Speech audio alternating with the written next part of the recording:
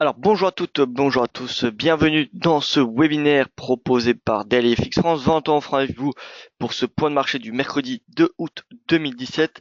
Alors au programme aujourd'hui, les nouveaux records au Dow Jones grâce aux résultats d'Apple et plus en particulier sur le Nasdaq, donc sur Wall Street. Et on va voir ensemble le taux de chômage de la Nouvelle-Zélande qui a été publié en baisse, donc ce qui est une bonne chose pour le dollar néerlandais et qui devrait accroître, qui devrait encore renforcer la spéculation qui est déjà très importante quant à une hausse des taux de la RBNZ. A priori, c'est la prochaine sur la liste en termes de probabilité entre la RBA, RBNZ et POE. Voilà, les probabilités sont assez élevées pour qu'il y ait une hausse des taux. Alors, je vais saluer la salle de trading avant de poursuivre. Bonjour à vous François, j'espère que vous allez bien. Jean-Yves que je salue également. Jean-Yves, alors Pierre-Yves, excusez-moi également. Luc Ignotis, bonjour à vous. François Hoffman, parfait. Bonjour, j'espère que vous allez très bien également. Bon bah écoutez, tout le monde va très bien. En tout cas, c'est ce que j'espère. Et voilà. Bonjour à toutes et à tous ceux qui ne communiquent pas sur la la boîte de dialogue. N'hésitez pas à poser vos questions, c'est fait pour cela. On échange les points de vue, même si vous avez des points de vue qui divergent avec le mien, c'est toujours très très intéressant de confronter les points de vue. Donc voilà, n'hésitez vraiment pas à poser vos questions, à donner votre analyse et euh, et voilà, c'est vraiment très intéressant. Enfin, moi en tout cas, j'aime bien confronter un petit peu les points de vue. Étant donné que personne n'a de boule de cristal, voilà, c'est toujours très intéressant de voir eh bien ce que les autres voient, parce qu'on ne voit pas tous la même chose sur les marchés. Alors comme vous le savez tous, trader avec effet de levier comporte un risque élevé et ne peut être approprié à tout investisseur, car vous pouvez subir des pertes par votre dépôt. DailyFX décline toute responsabilité pour les erreurs, inexactitudes ou omissions, et ne garantit pas l'exactitude ou le caractère complet des informations contenues dans cette documentation. Alors, le résumé de la séance américaine et asiatique. Le DXY a rebondi hier plus 0,22%, Wall Street voit qu'il a progressé, ce qui a permis au Dow eh bien, de continuer à marquer des nouveaux plus hauts historiques. Le S&P et Nasdaq qui restent encore en dessous de ces plus hauts-là, mais on a le NYSE, l'indice qui regroupe plus de 2700 actions, qui est la plus grande plateforme d'échange au monde d'actions, eh bien, a marqué des plus hauts, donc normalement ça devrait tirer le S&P et le Nasdaq dans les prochaines séances. Voilà. Donc on peut vraiment anticiper déjà ce nouveau plus haut. D'ailleurs, on va essayer de faire une étude de corrélation rapidement. Je vais pas vous, voilà, on va pas trop non plus pousser cela, mais je pense qu'on peut essayer de superposer le NICE avec les indices américains pour voir un petit peu, eh bien, les leçons qu'on peut en tirer. Le rendement obligataire américain qui a reculé de 1,71% hier, avec l'or ce matin, moins 0,57. Donc voilà, des valeurs refuges globalement qui sont en baisse, des valeurs à risque qui sont à la hausse, le DXY, les actions, donc que ce soit américaines ou asiatiques comme on peut le voir, le yen qui recule. Concrètement, on a une journée typique d'appétit pour le risque qui se profile.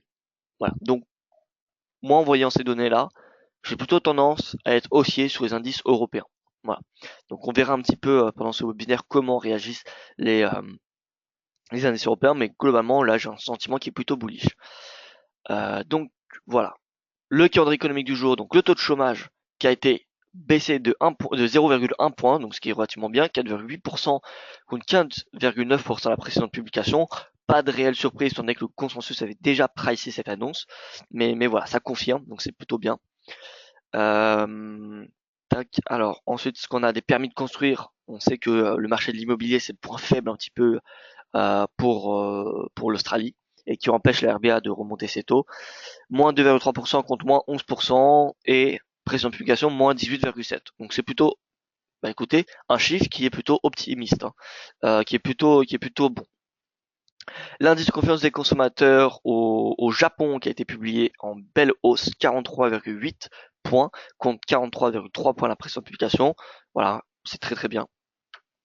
À 10h30, l'indice PMI Construction Market de Royaume-Uni et enfin l'enquête ADP aux États-Unis à 14h15. Donc l'enquête ADP qui, je vous le rappelle, regroupe environ 20% des contrats d'emploi privés aux États-Unis. Donc ça donne un échantillon du marché de l'emploi. Encore une fois, il n'y a pas vraiment de corrélation entre l'enquête ADP et le NFP.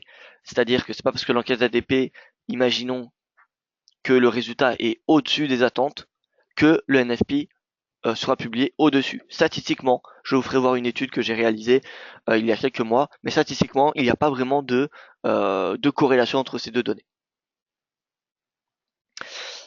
Et enfin, les stocks de pétrole sont le département de l'énergie à 16h30. C'est le rendez-vous hebdomadaire pour le pétrole, attendu avec un déstockage un peu moins conséquent que la semaine dernière, ce qui est relativement normal, hein. Ça fait plusieurs semaines qu'on a des stockages massifs aux États-Unis, donc voilà, c'est pas moins 3,1, ça reste, si on fait une moyenne des 12 mois, des 12 derniers mois ou même des 12 dernières semaines, eh bien ça reste un déstockage qui est plus important que la moyenne.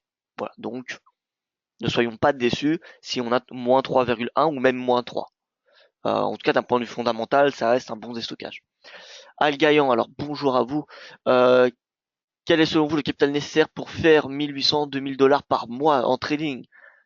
Alors, excellente question. Ça va dépendre de beaucoup de choses. Ça va dépendre de votre style de trading. Est-ce que vous êtes un swing trader, un trader long terme? Est-ce que vous êtes un scalper, un day trader? Donc déjà ça va dépendre, ça va jouer un rôle. L'effet de levier que vous utilisez. Alors moi je conseille d'utiliser un effet de levier inférieur à 10 pour être rentable dans le temps, parce qu'il suffit que eh bien votre broker double la marge en amont d'un événement et que vous êtes exposé à 50% de votre capital et enfin 50% de votre marge. On vous demande de doubler la marge parce que il y a les présidentielles allemandes par exemple, je ne sais pas, hein, c'est au hasard. Eh bien vous aurez une position qui vous fera sortir, voilà, au moins une. Donc en fait tout va dépendre déjà de votre effet de levier, votre style de trader, parce que forcément un trader long terme, eh bien faudrait être un peu plus patient qu'un scalper. C'est moins risqué d'être un trader long terme, je pense, mais voilà, forcément faut s'attendre à des rendements un petit peu moins faibles. Et encore, c'est pas forcément le cas. Donc pour faire 1800 euros par 1800 2000 $ par mois, c'est assez subjectif, mais si je devais donner une tranche, je dirais qu'il faudrait un capital pour trader de façon, comment dire, sûre. Alors laissez-moi prendre ma calculette, je vais faire le calcul. Donc on va faire 1800.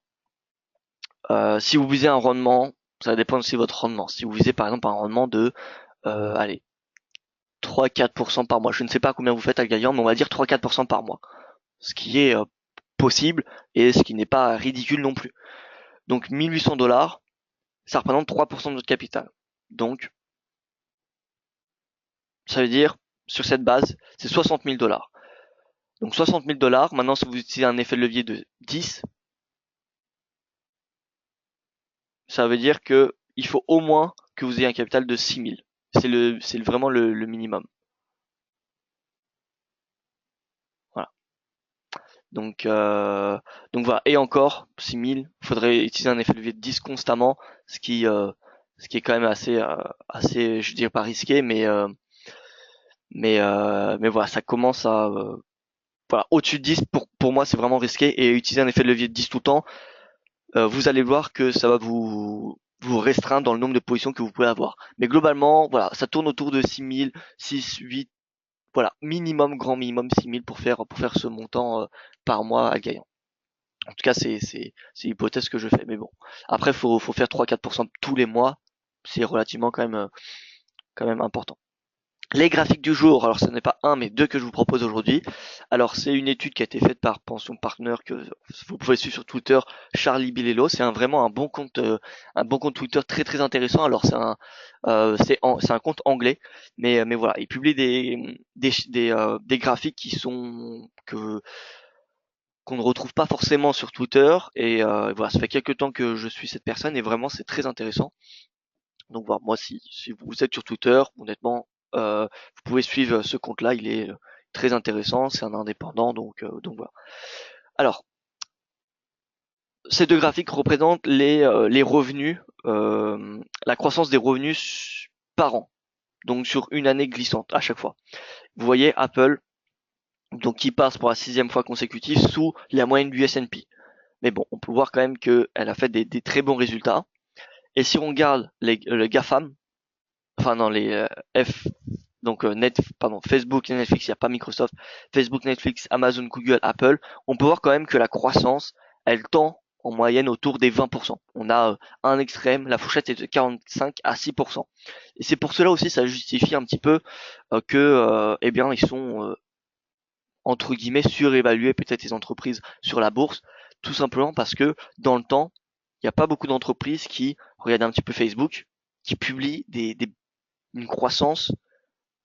Facebook, sa moyenne, ça doit être autour des 50%, je pense. Donc, vous imaginez que sur 12 mois glissants, Facebook publie en moyenne 50% de revenus en plus. Voilà, donc c'est juste très très important. Donc ça justifie, enfin je pense que c'est un argument qui peut justifier la capitalisation boursière de ces types d'entreprises, ces entreprises technologiques qui font de plus en plus de revenus et qui croient énormément. Donc voilà, donc la petite leçon de ce graphique, le Nasdaq est en repli, les valeurs technologiques restent les plus performantes, ça il ne faut pas l'oublier, c'est pas parce que le Nasdaq ne casse pas ses plus hauts depuis quelques séances que voilà que c'est une bulle, etc. Non, loin de là. Donc voilà, peut-être profiter de ce repli du Nasdaq pour rentrer dedans, pour ceux qui ne le sont pas, parce que il y a peut-être un train à prendre. Après c'est à vous de faire votre analyse, mais en tout cas c'est le Nasdaq nous a démontré que dans le temps, eh bien il est plutôt performant. Alors voici le graphique du NICE. Regardez le NICE en daily. Donc il a cassé un nouveau plus haut. Il est à 12 000. Voilà, donc là on est sur un niveau de résistance. Je pense qu'il peut continuer le NICE à progresser. Je ne dis pas que dès à l'ouverture des marchés américains on va avoir un gap haussier. On va peut-être avoir une stabilisation puisqu'on est sur un seuil psychologique. 12 000 c'est quand même très important. La dernière fois c'était dernier seuil psychologique équivalent c'était 11 000. Et si on regarde un petit peu 11 000, alors on va regarder le NICE. Alors je le découvre avec vous, hein, ce support des 11 000. Alors, on peut voir comment le marché a réagi à 11 000. Alors vous voyez 11 000 ça reste quand même un seuil psychologique. On a des petits dépassements mais vous voyez on fait quand même des pullbacks. Et la dernière fois qu'on a cassé on a fait un pullback. Donc concrètement 12 000, on peut s'attendre à progresser jusqu'à 12 100, 12 200 et avoir un pullback. Voilà. Donc voilà, mais par contre à terme, je garde mon billet haussier sur le Nice. Hein. Honnêtement, il n'y a pas de raison que Wall Street se renverse pour le moment. Tant que le VIX reste relativement bas, ça devrait supporter les indices américains et les laisser progresser en territoire inconnu. Voilà, le Dow Jones qui a touché hier les 22 000, les 22 000 points, donc c'est alors quasiment il me semble plus haut, 21 991, excusez-moi. 21 991, il me semblait que les 22 000 ont été atteints. Alors peut-être que c'est la source, la cotation de ce Dow Jones là qui n'est pas l'officiel. Bon, de toute façon, ça se joue à quelques points près. Mais bon, voilà. Le Dow Jones a ouvert hier avec un gap haussier, a frôlé les 22 000. Donc voilà, c'est de toute façon la prochaine résistance qui a lieu hein, sur le dos. Et pour rentrer sur le dos, et bien moi ce que j'attends c'est un retour du RSI sur 50. Regardez un petit peu ici, le RSI revient sur 50, ici également. Bon ici on a une petite excursion, mais voilà, globalement dès qu'on revient sur 50, regardez ici, 50, 50, et bien on a un rebond. Donc je pense en termes de probabilité, parce que c'est un petit peu ça hein, ce qu'on cherche et on n'a pas de boule de cristal, mais on réfléchit en termes de probabilité, et bien le RSI nous a démontré que lorsqu'il revient sur sa zone de neutralité, eh bien en tout cas sur le Dow Jones, il y a une probabilité qui est de rebond assez élevée. Donc voilà, concrètement, un signal de swing intéressant serait d'attendre le retour du Dow Jones sur 50, enfin l'indicateur RSI du Dow Jones sur 50 pour le payer. Et alors, le scénario parfait, ce serait que ça coïnciderait avec un repli sur un moyenne mobile à 20 jours. Voilà, ça serait parfait. Mais bon, voilà, c'est en tout cas le RSI que je surveille, c'est ma priorité numéro 1 sur le Dow ou même tous les autres indicateurs. Hein. Le Nasdaq,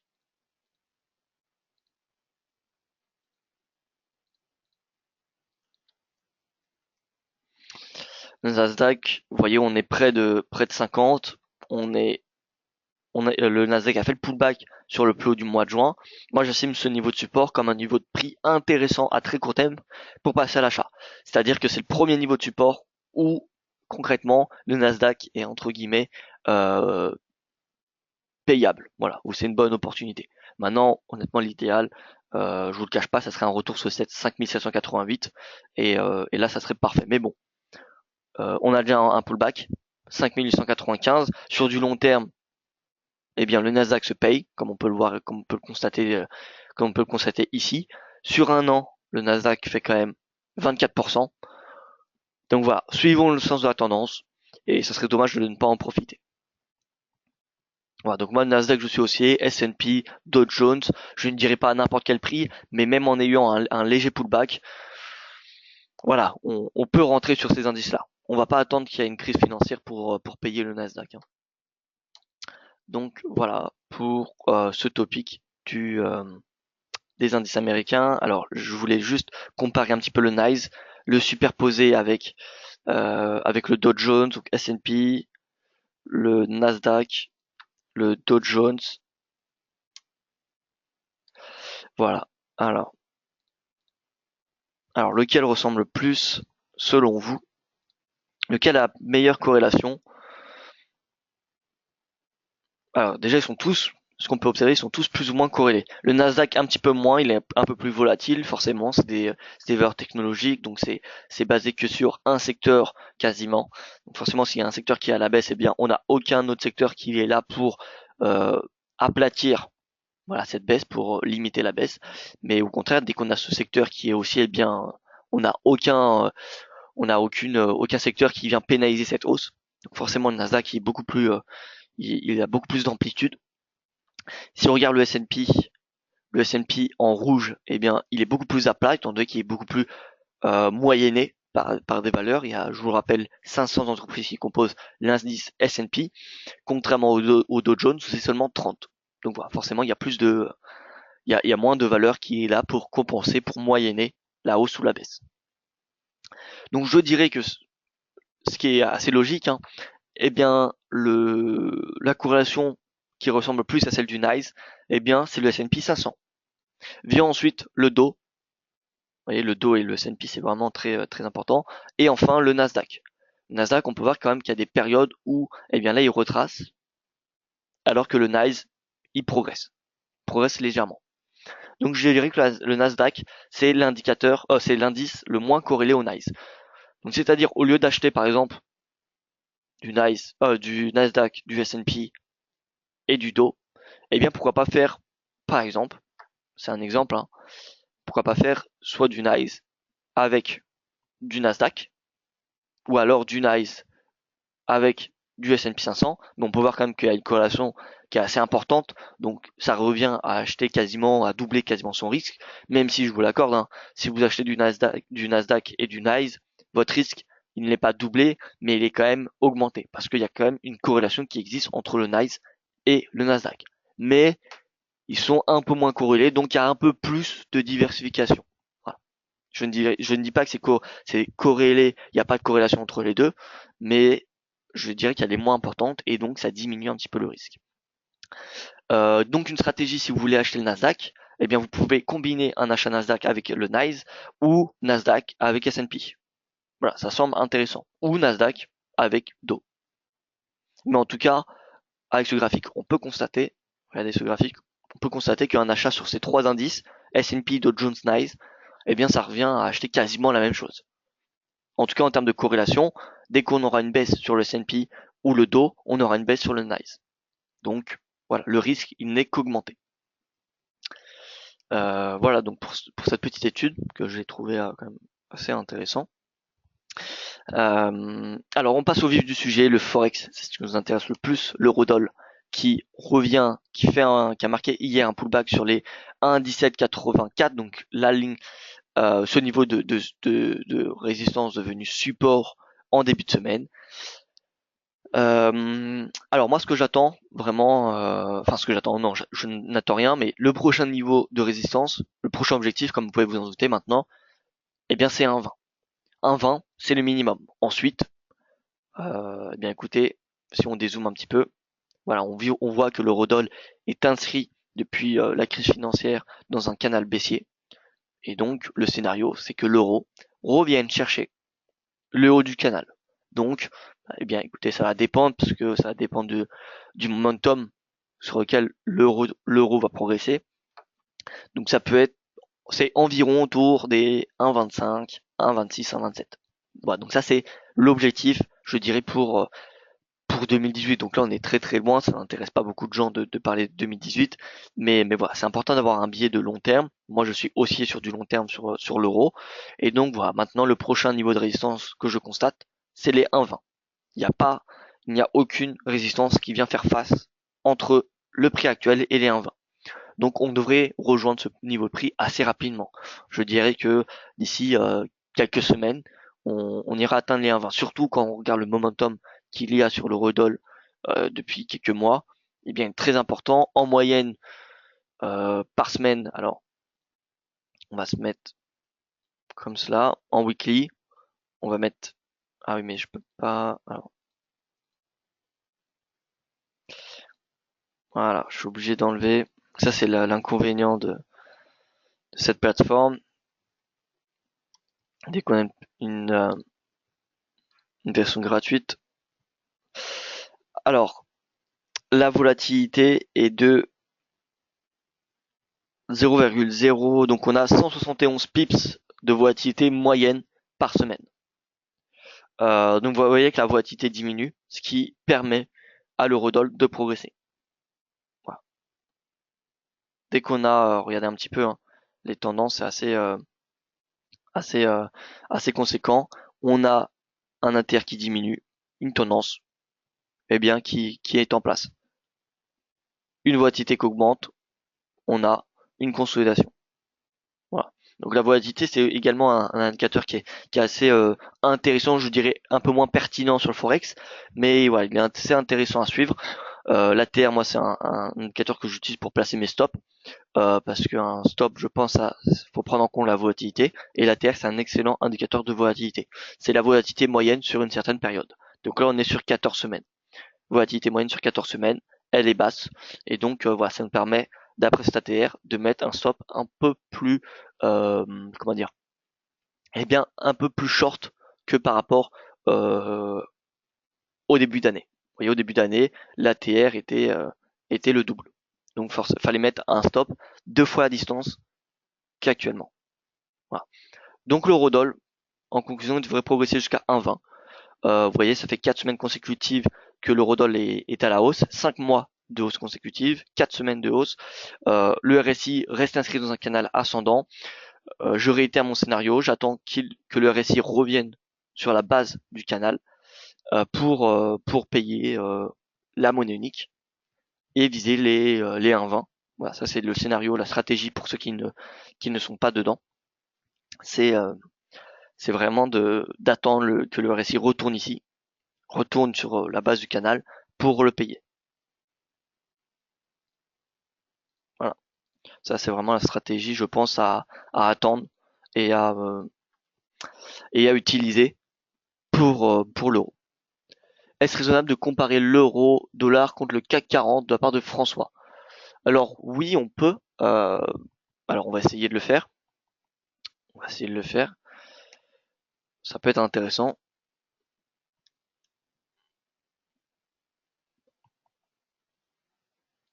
Alors CAC 40 avec donc l'euro-dollar. On va le mettre plutôt ici.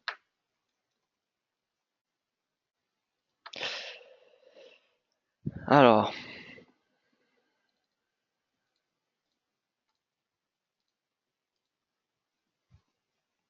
on va se mettre sur un an déjà, qui a pas beaucoup de corrélation. Euh, jusqu'au mois de novembre, la corrélation était dite négative. On avait un euro qui progressait, on avait un CAC qui s'affaiblissait.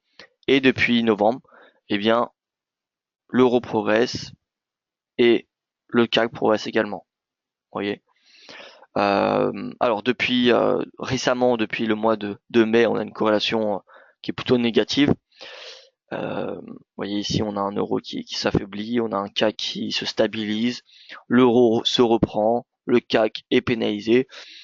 Donc voilà, je ne dirais que côté, ces données, en tout cas pour moi, ne sont pas vraiment exploitables dans le temps, étant donné que la corrélation, elle change un petit peu.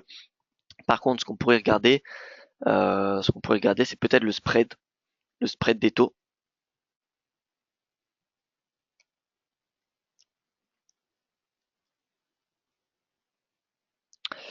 Ce spread-là, ou alors on peut regarder aussi le taux à 10 ans allemand, le Bund.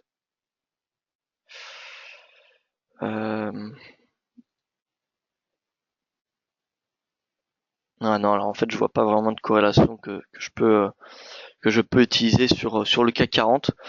Euh, pour moi, la corrélation qui est la plus significative avec le CAC, eh bien, c'est avec les indices européens et plus généralement avec les indices mondiaux et surtout Wall Street. C'est-à-dire que quand Wall Street est à hausse, eh bien, le CAC a tendance à monter également. Alors, c'est pas au jour le jour, c'est pas parce que Wall Street va être à la hausse aujourd'hui que le CAC va l'être également, mais c'est une tendance. Dès qu'on aura Wall Street à la hausse, ça veut dire que le marché est en appétit est à la recherche de rendement et il va se entre guillemets diversifier en achetant des actions un petit peu partout, c'est-à-dire en Asie et en Europe.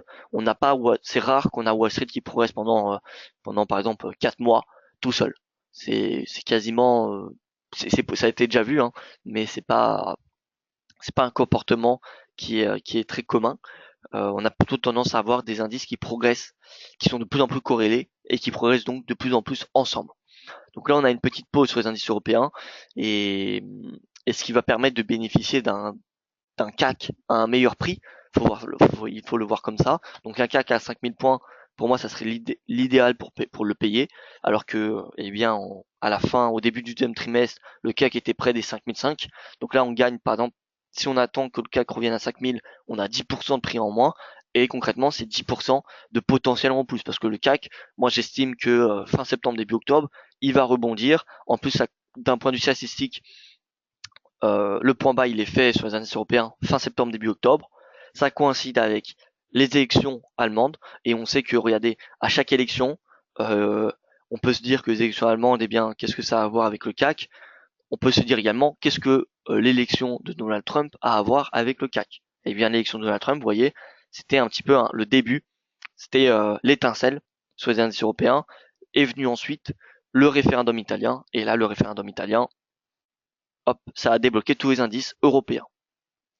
Donc voilà, les élections allemandes, ça va débloquer, ça va avoir un gros impact forcément sur le DAX, mais ça va se répercuter sur tous les indices européens qui sont tous maintenant corrélés, hein. Si vous comparez un petit peu le CAC, alors on va se mettre par exemple sur l'IBEX, parce que j'ai un graphique vierge. L'IBEX qui est l'indice espagnol, je vous le rappelle, on se met sur l'IBEX, on compare avec le DAX, le CAC 40, et on peut le faire avec le MIB ou ce que vous voulez, hein.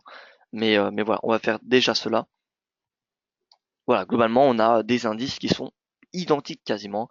Alors, il y en a qui superforment par rapport à d'autres, mais globalement, ici, regardez, voilà, le 8 mai, c'était le point haut des indices européens.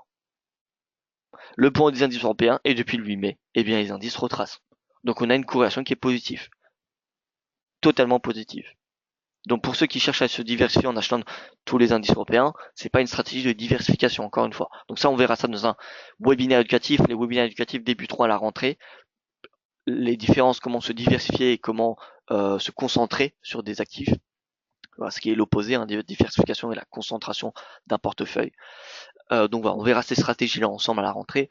Mais voilà, concrètement ces indices sont corrélés. Donc pour moi, fin septembre, on aura les résultats des élections allemandes. On aura le point bas qui est fait statistiquement. Donc pour moi, fin septembre, le CAC 5000 points, ça sera parfait. Parfait pour payer jusqu'à 5005 au minimum. Voilà. En tout cas, moi, je n'ai pas de stratégie d'achat du CAC à ce niveau de prix actuel. J'attends vraiment un retour sur les 5000. Donc voilà. En plus, on peut voir un début de divergence haussière. Donc ça serait vraiment excellent.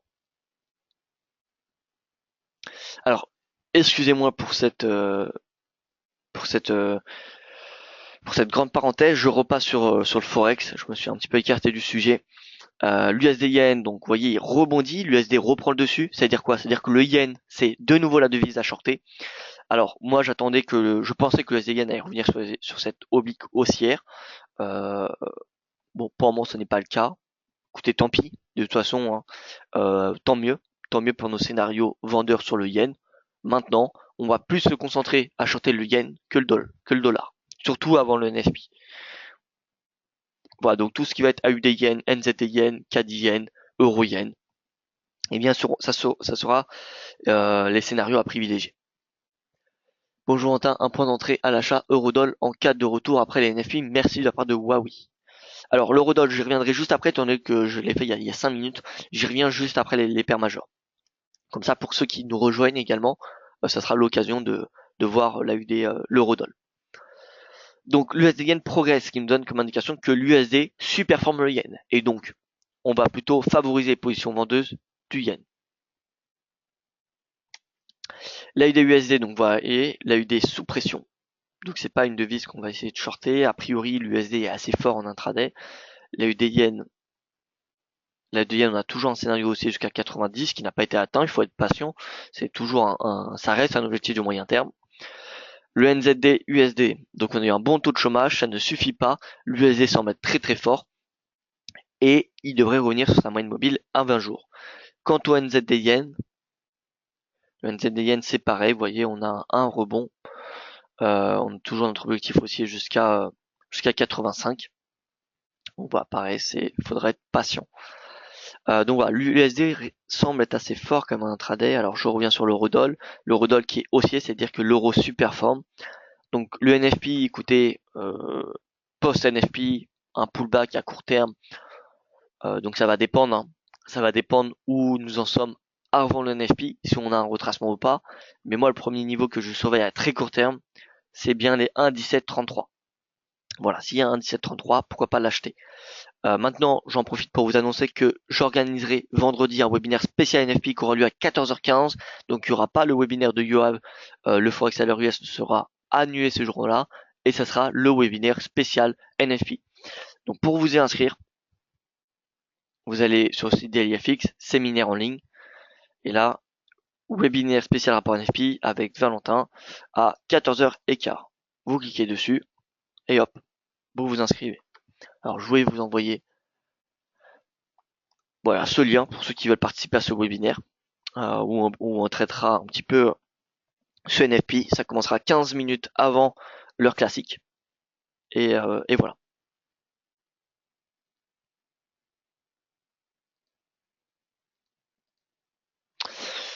Donc l'eurodoll, moi j'estime qu'un retour après le NFP à 1,1742. Après tout va dépendre. Hein. Ça se trouve l'euro-dollar d'ici vendredi reviendra sur les 1,16.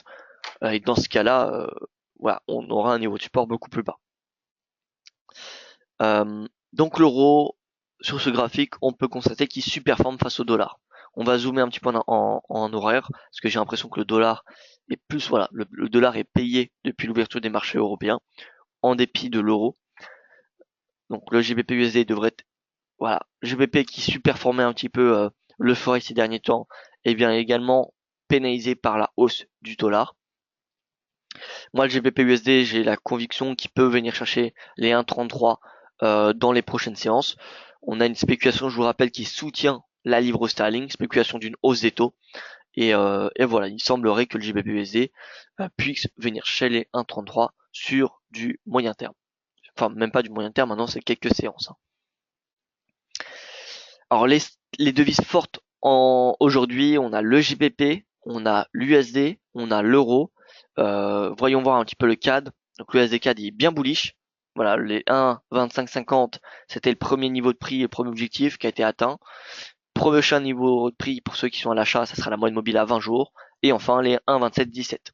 Alors l'USD CAD qui est aussi grâce au rebond du DXY. Vous voyez, le DXY on arrive sur cette zone. Donc encore une fois, on peut constater qu'il ne faut pas se précipiter à la vente sur DXY parce qu'on a enfoncé 93 points. Vous voyez qu'on est dans cette zone entre 93 et 92,50 où c'est une zone probable de retournement, de rebond, pardon.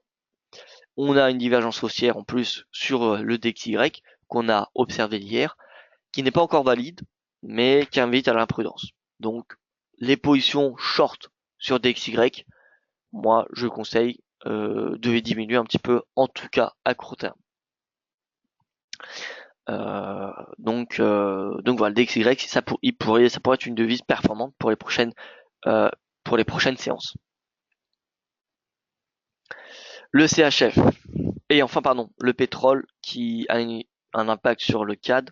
Eh bien regardez, le pétrole se replie sur les 50 dollars et donc forcément, si on regarde le CXY qui est le dollar canadien index, eh bien il est pénalisé par cette baisse du pétrole. Et c'est pour cela que sur le USD-CAD, on a un beau momentum aussi à court terme.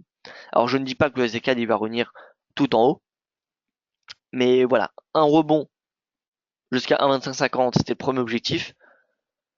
Maintenant, écoutez, je pense qu'il peut revenir tester la moyenne mobile à 20 jours et même, je dirais, les 1,2717.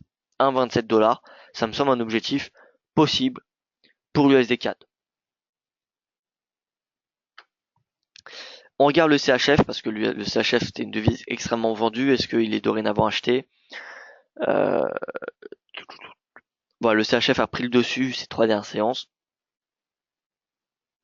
Aujourd'hui, on semble avoir plutôt un penchant pour l'USD. Le cours qui affiche le chandelier est plutôt dans le vert. Bon, c'est limite un doji, hein. C'est même un doji, mais bon, on a une légère surperformance du dollar. Donc le top 3 des devises, ça va être, alors, pour cela on va regarder l'euro GBP. Voilà, donc on a l'euro, la devise la plus forte en intraday. Vient ensuite la livre, puis le dollar. Donc c'est ces 3 devises où on va concentrer nos achats aujourd'hui en intraday. Il faudra acheter soit l'euro, soit le dollar, ou soit le GBP. Face à quelle devise? Alors, on regarde ça ensemble. La UDNZD, c'est haussier, c'est-à-dire que c'est le NZD qui sous-performe. NZD yen, il est baissier, donc c'est le NZD qui sous-performe également. NZD CAD, c'est baissier, donc voilà.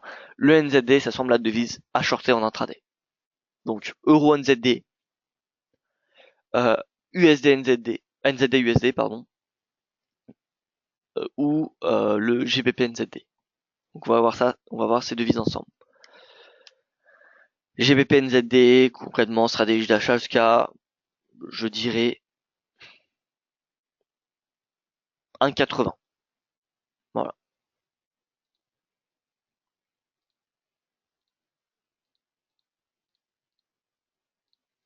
Voilà, stratégie d'achat jusqu'à 1,80 pour le GBP NZD.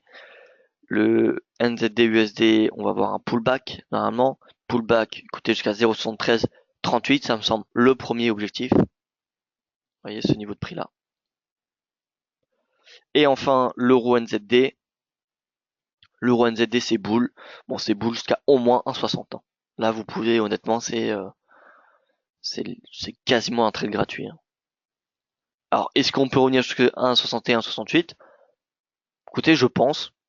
Je pense que l'euro NZD peut venir même jusqu'à 1,61. Ouais, ça me semble possible. Après, attention, parce que le NZD, ça reste quand même une devise qui est extrêmement achetée depuis le début de l'année. Et donc, on pourrait avoir un retournement dans les prochaines semaines. Je ne dis pas que le NZD, c'est une devise qu'il faut shorter sur du long terme. Donc voilà, c'est pour ça qu'il y a des stratégies vraiment de court terme sur l'euro NZD. Des stratégies de vente de court terme. Parce que le NZD, c'est une devise qui reste vraiment bullish si on doit faire un bilan sur les 3 derniers mois et sur le début de l'année. Donc on va pas chercher à la vente sur du long terme. La tendance étant notre ami, on va suivre la tendance. Voilà, donc NZD, ça semble une stratégie qu'on peut utiliser à la vente sur du court terme et du swing trading, voilà, pour quelques séances. NZD et enfin, alors, on va regarder la différence entre la UD et CAD. Donc la UD, ça reste super forme, donc plutôt le CAD qui est baissier, le CAD yen, c'est le CAD, donc pareil. Le CAD, le NZD et le CAD, c'est les 2 devises qu'on va shorter face à l'euro, le GBP ou le dollar. Voilà, donc maintenant vous avez juste à croiser ces données-là. Donc GBP CAD par exemple. GBP CAD, voilà, c'est bullish. On va donner des niveaux clés, des seuils. Alors là, nous sommes en mensuel. On a un pivot ici. On a un pivot ici.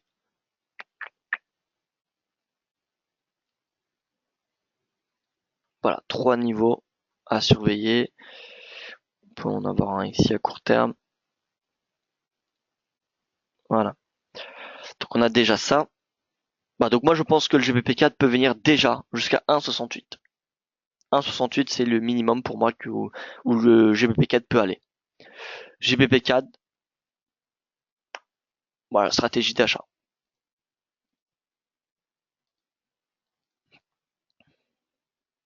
Et à la rigueur, si la stratégie est valide, si la stratégie est, comment dire, se confirme, on pourra même aller viser les 1,17, les 1,17, voilà, tout simplement. 1,1708. Voilà, donc affaire à suivre. Mais concrètement, si je devais noter les tendances en intraday, après c'est à vous de croiser, hein, honnêtement, GBP CAD, mais on pourrait faire l'USD CAD, de toute façon on a le scénario. Voilà, on va être clair tous ensemble. USD CAD, voilà. Donc USD CAD, Euro CAD, Euro CAD, vous voyez le momentum. L'Euro CAD, c'est des stratégies vraiment de court terme, hein, que je vous donne là. C'est pas des stratégies de long terme. Donc c'est pour l'intraday, ça me semble un petit peu trop, je serais un petit peu trop optimiste pour que ces objectifs soient réalisés en intraday. Mais voilà, pour quelques séances, c'est-à-dire 2, 3, allez, jusqu'à une semaine maximum, ça me semble possible. L'EuroCAD, donc on a fait EuroCAD, USD CAD, GBP CAD, Euro NZD, NZD USD, NZD USD, voilà, ça semble NZD USD, ça va être baissier jusqu'à au moins la moyenne mobile à 20 jours, c'est le minimum.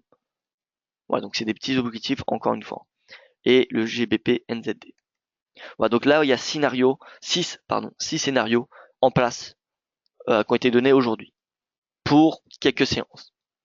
Voilà, j'espère que vous les avez notés. Alors bonjour, prix émission en cours, AUD-CHF, vous l'avez-vous abordé de la part de Frédéric? Alors non, non, je ne l'ai pas abordé, je vais le faire tout de suite. USD CAD, tu le vois aller jusqu'à où? Alors comme je l'ai dit, USD CAD, honnêtement, ça va jusqu'à 1,27. Hein. Là, on va jusqu'à 1,27. Le CAD, tant que le pétrole est orienté à la baisse et tant que le DXY, le niveau de support est sauvegardé, le niveau de support est 93, 92, 50, eh bien, l'USD CAD, c'est parti pour les 1,27. Hein. C'est le premier objectif aussi.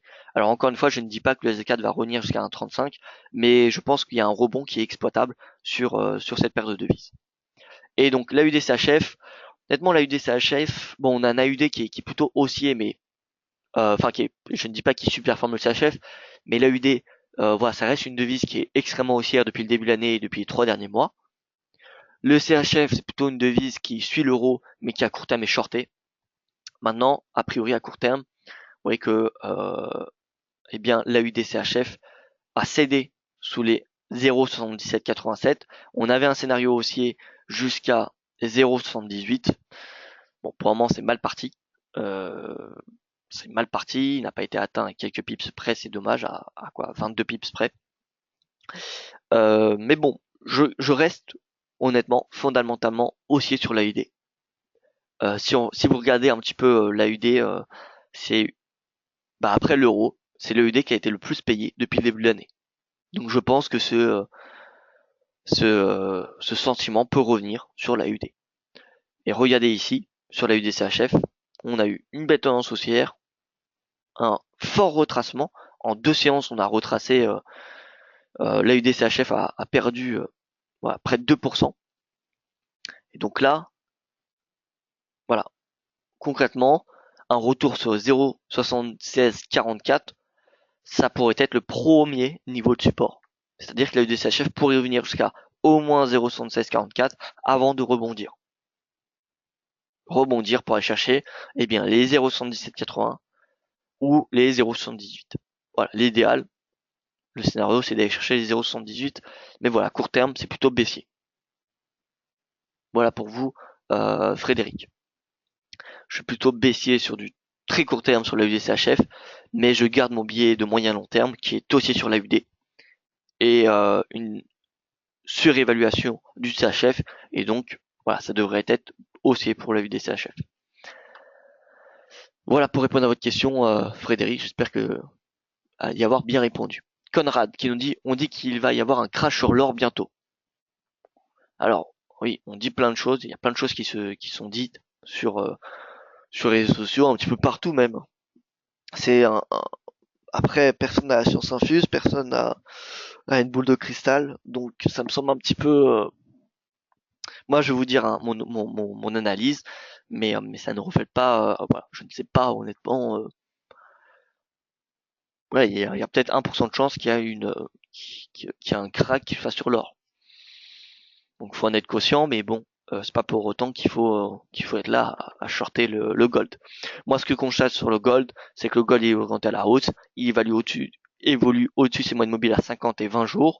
Le RSI plutôt un momentum haussier, quoique à court terme, vous voyez qu'il se réoriente à la baisse.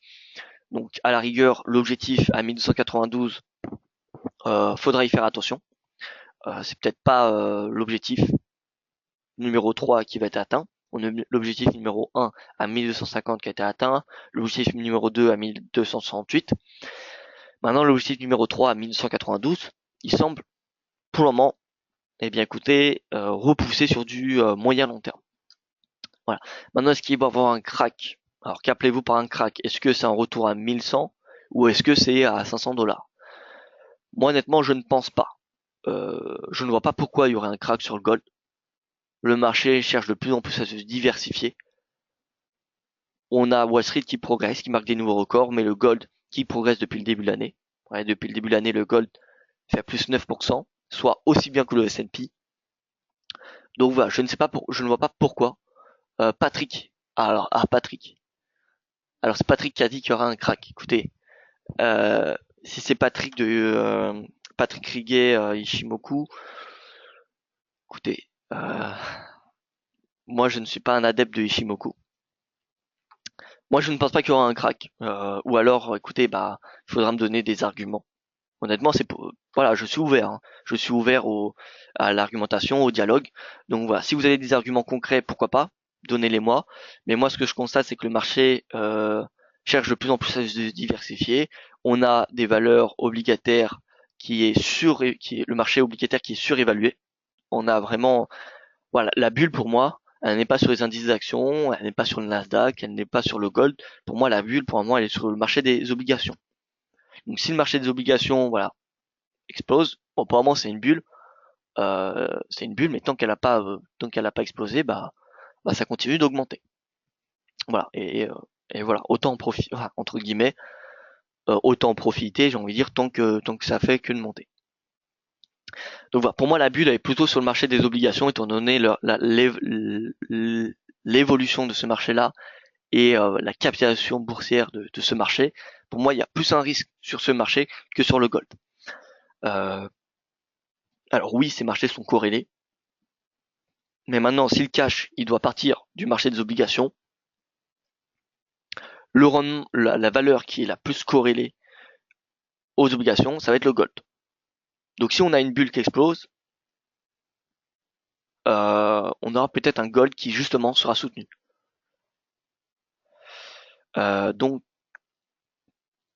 Donc voilà, alors regardez un petit peu pendant la crise de 2008, hein, on a la bulle, hop, bulle qui a explosé, 2008, une des meilleures années, enfin une très bonne année du gold. Le gold s'est apprécié de 55% en une année. Donc voilà, bulle du gold, moi faudra m'expliquer pourquoi. Voilà. Mais en tout cas, je ne pense pas. Moi, je suis haussier sur gold. Écoutez, je ne dis pas que le gold va venir chercher les 1500 $, mais voilà, la tendance elle est haussière, donc autant en profiter. Il y a des gens qui disent qu'il y a une bulle partout. Pour moi, il y a plus une bulle sur le marché obligataire, mais je ne dis pas que la bulle va exploser. Il y en a d'autres qui disent qu'il y a une bulle sur les valeurs technologiques. Pour autant, les valeurs technologiques progressent très très bien. Le Nasdaq fait la meilleure performance des indices boursiers depuis le début de l'année. Donc voilà, on peut voir des bulles partout, mais tant qu'elles n'ont pas explosé, il n'y a pas vraiment de risque. On dit à cause des banques. Alors, voilà, encore une fois, il faudrait m'expliquer. S'il y a une bulle, pourquoi les États et pourquoi les États achètent de plus en plus d'or? Voilà, ça reste l'or, ça reste une valeur refuge.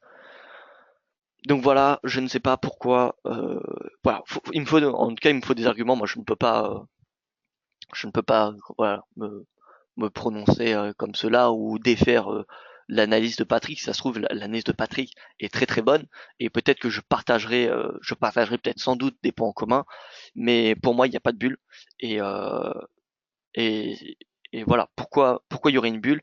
et si les États se couvraient de plus en plus de gold, parce que les États en achètent de plus en plus. On a les banques centrales également qui réduisent leur bilan et et, et voilà. Donc, enfin voilà, honnêtement, j'ai du mal à voir où est-ce qu'est la bulle sur le gold. Au contraire, regardez, on a eu, on a eu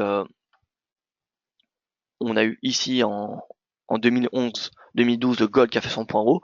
Depuis, il a retracé, il a consolidé et, et voilà. Donc pourquoi une bulle maintenant? À la rigueur, si en 2011-2012 on aurait pu se poser la question, mais pourquoi aujourd'hui à 1266 $, il y aurait une bulle sur le gold? Voilà, faut m'expliquer. Pour moi, il y a plus une bulle sur le Bitcoin, hein. Le Bitcoin, un Bitcoin égale 2 onces d'or.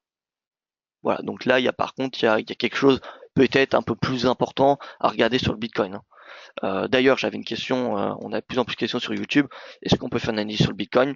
Voilà, l'analyse du Bitcoin. Vous voyez, regardez un petit peu. On va le comparer avec Gold. Gold x3 et Gold x2. Donc Gold x3 et Gold x...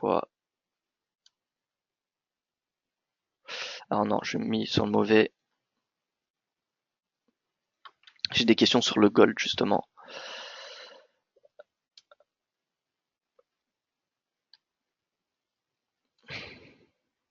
Alors, pourquoi ça ne marche pas?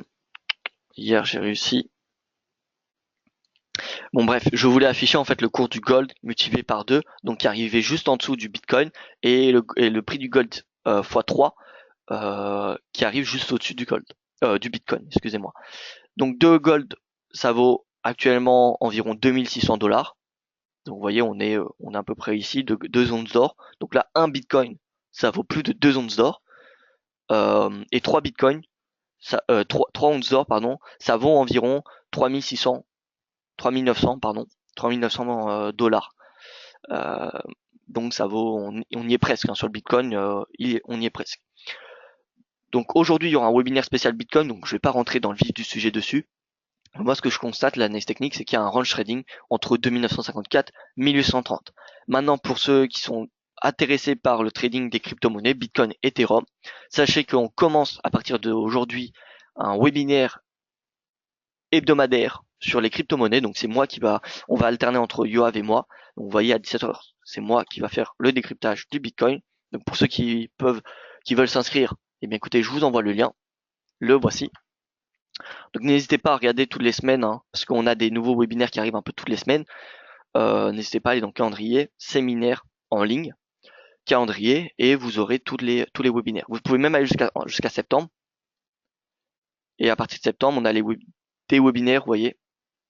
La première semaine des webinaires éducatifs se fera la semaine du 4 septembre. Et vous voyez, des FX Université, formation trading, et voilà. Webinaire spécial BCE, etc., etc. Bref. Alors, l'Euro NZD nous dit Al Gaillan, est possible de le revoir. Alors oui, je vais y venir tout de suite. François qui nous dit boule sur l'or jusqu'à 1300. Honnêtement, la tendance de l'or, elle est plutôt haussière. Donc, moi, j'ai plutôt tendance à favoriser les positions acheteuses. 1300, oui, ça me semble. Honnêtement, regardez, on a fait un top. On a fait 2 tops depuis le début de l'année à près de 1300 $. Pour moi, le gold, il irait chercher 1292. Maintenant, est-ce qu'on fera un pullback à 1250 pour venir chercher 1292? Ou alors, est-ce qu'on va venir les chercher? Est-ce que l'Once va continuer à progresser jusqu'à 1292? Honnêtement, je ne sais pas. Mais en tout cas, j'ai une conviction haussière sur le gold, même actuellement. Malgré que le RSI s'affaiblit. Regardez ici, on a eu un affaiblissement du RSI, et pourtant le gold, après, a continué de progresser, et le RSI a rebondi.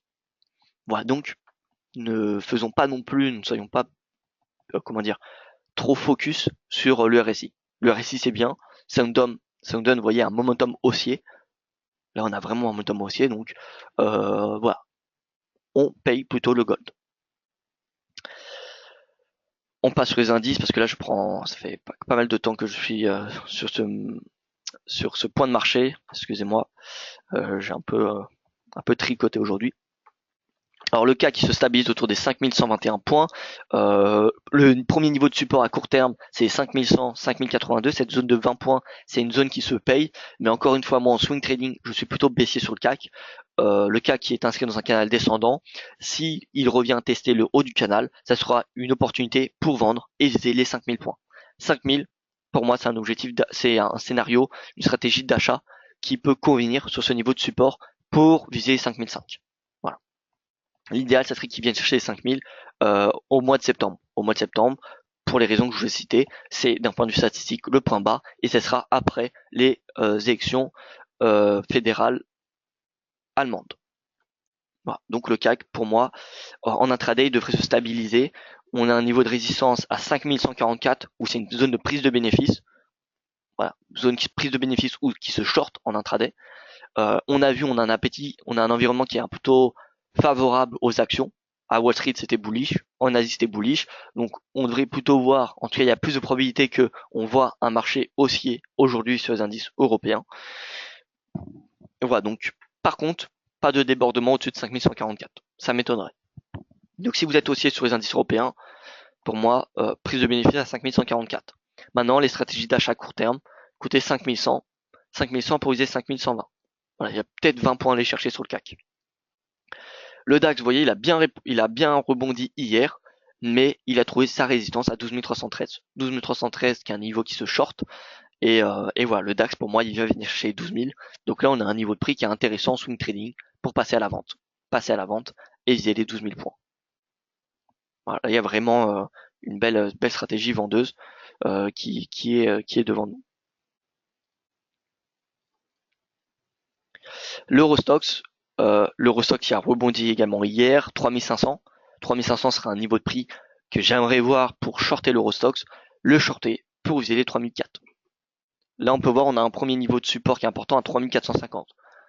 Si vous voulez des stratégies vendeuses, ils se feront jusqu'à 3450 sur l'Eurostoxx à court terme. Enfin, le pétrole 7 sous les 50 $. On va avoir les stocks de pétrole qui seront publiés à 16h30 aujourd'hui et qui, bien évidemment, driveront le cours du pétrole. Et donc voilà, là on est sur le pétrole sur un niveau de support 48,50. Il peut, s'il rebondit, aller jusqu'à 49,17. Mais voilà, honnêtement, 50 $, c'était une très belle ascension, mais c'est en main qu'il y a une petite prise de bénéfice sur ce niveau de prix là. Donc là, j'ai pas vraiment de biais sur le pétrole. Moi, je suis plutôt baissier sur du moyen terme. Tant qu'en tout cas que le nombre de forages aux États-Unis augmente, eh bien, je suis plutôt baissier jusqu'à 45 $, voire 43. Voilà.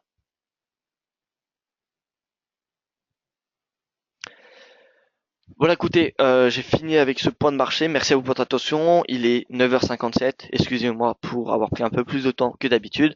Je vous souhaite une excellente journée. Rendez-vous sur le site DailyFX pour la suite des articles. Merci à vous pour votre attention. Rendez-vous à 17h pour ceux qui veulent participer au premier webinaire crypto-monnaie. On parlera beaucoup, il y aura beaucoup d'actualités, mais un petit peu aussi, et pas mal d'analyses techniques, pardon. Donc voilà, n'hésitez pas à participer. Ça sera sous un format un peu différent que les points de marché qu'on a l'habitude de faire. Donc voilà, ça ne coûte rien en tout cas de s'y inscrire. Et voilà, excellente journée à vous tous. À demain pour ceux que je ne revois pas à 17h. Et voilà, excellente journée.